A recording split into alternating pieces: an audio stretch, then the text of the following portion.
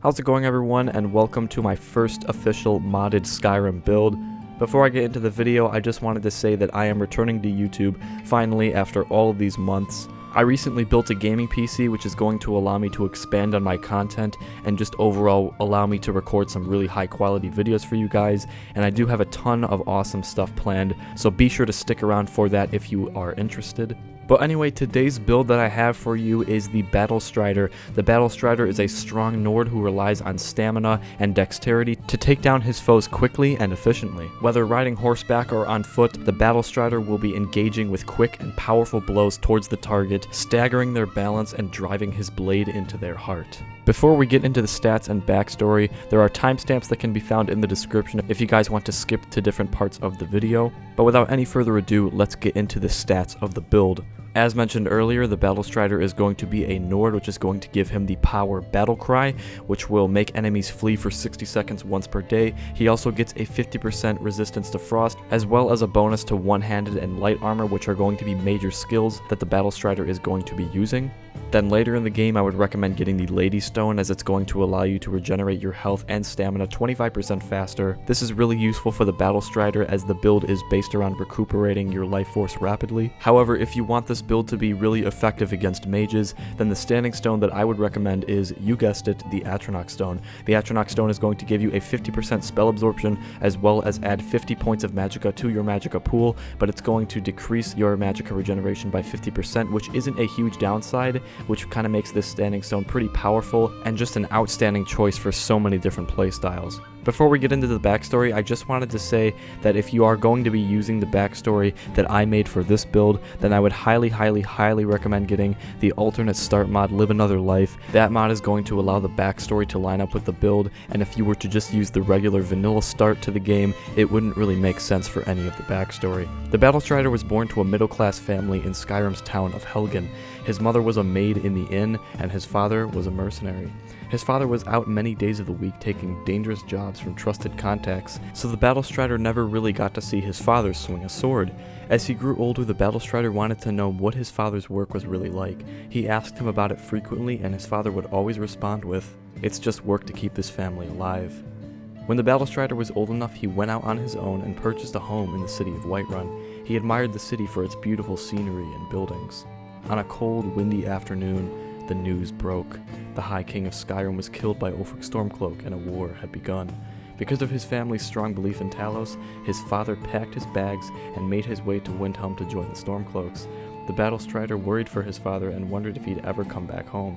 The Battlestrider wanted to follow in his father's footsteps and join the rebellion against the Empire with him.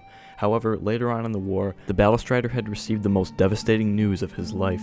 His hometown of Helgen had been burned to the ground by a dragon of legend, with everyone being burned to ash by the dragon's fiery wrath, even his mother. His father had also not sent any letters to him or to Helgen, which worried the Battlestrider even more. He felt hopeless with his family gone and wanted to take part not just in the war, but in the fight against the dragon menace. He will return to his desecrated home of Helgen only to later find out he is Dragonborn and the only one that can stop the dragons. The Battlestrider will join the companions to learn more about being a warrior just like his father, and will later join the Stormcloak Rebellion against the Empire.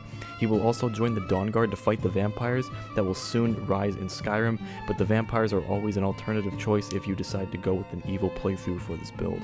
Moving on to the skills, perks, gear, and magic for the build. The gear that you're going to be using for this build is the Grandmaster Ursine armor. This is a really nice high quality armor mod using other meshes from different armor mods, and it's inspired off of Witcher 3, and it comes in a light and heavy variant. Obviously you're going to get the light variant, and you're going to be pairing this with a Dragon Priest mask. Now, there are two Dragon Priest masks in the game that work really well for this build, Regat and Croesus. Now, Regat gives you a 70% stamina speed increase, while Croesus will give you bonuses to archery, alchemy, and lockpicking. And since you're going to be using a bit of archery in this build, I thought that Croesus was going to be a good mask. And since Croesus does count as light armor, that means it would benefit from the entire light armor perk tree.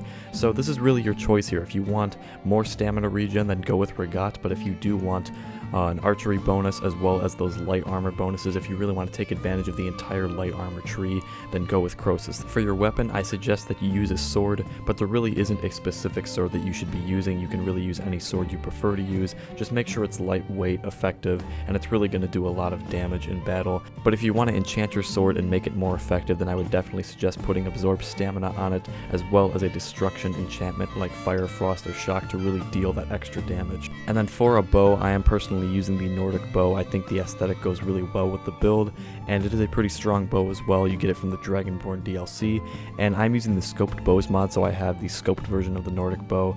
For magic, the only spell that you're going to be using is a healing spell, particularly Close Wounds if you want the ultimate self-healing experience. Since you're not going to have really any followers with you, Grand Healing really won't be as practical as Close Wounds, so I would definitely recommend getting your Restoration to level 50 and getting Close Wounds because it is a really good self-healing spell. And then for shouts, you're going to want to use Elemental Fury and Whirlwind Sprint. Elemental Fury is going to allow you to swing your unenchanted weapon a lot faster, probably one of the best shouts in the game. And then Whirlwind Sprint barely needs any introduction. This is going to allow you to jet yourself from one place to another really fast, and this is going to be useful for escaping large hordes of enemies if your health is very low. The main skills that this build is going to be utilizing are Light Armor, One-Handed, Smithing, Restoration, and Archery. Now for the light armor skill tree, this is really going to depend on what Dragon Priest mask you chose, either Regat or Croesus. If you chose Regat, then just get Agile Defender, as all the other perks aren't going to benefit from Regat, as it's a heavy armor piece, not a light armor piece.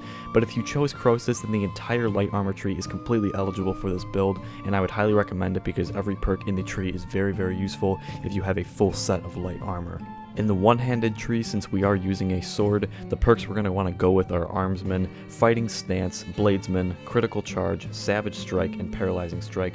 Now, since smithing is one of the lesser skills that we're going to be using in this build, you can really use any of the perks that you would need for crafting the sword that you choose. So if you do plan on crafting a sword for yourself for this build, really just get any smithing perk that you're going to need to craft that sword. There really isn't any explanation for any sort of perks in smithing. For the restoration tree, you're going to want to work your way up from novice restoration all the way up to adept restoration so you can get access to the Close Wounds spell. And you're also going to want to take regeneration, which is going to allow your healing spells to heal 50% more, as well as respite, which is going to allow your healing spells to also recover stamina, which is a really big reason why we're using restoration for this build. And finally, for archery, if you do plan on using bows quite a bit with this build, then the entire archery tree is completely eligible for this build. Every perk in the archery tree is very, very useful for using your bow.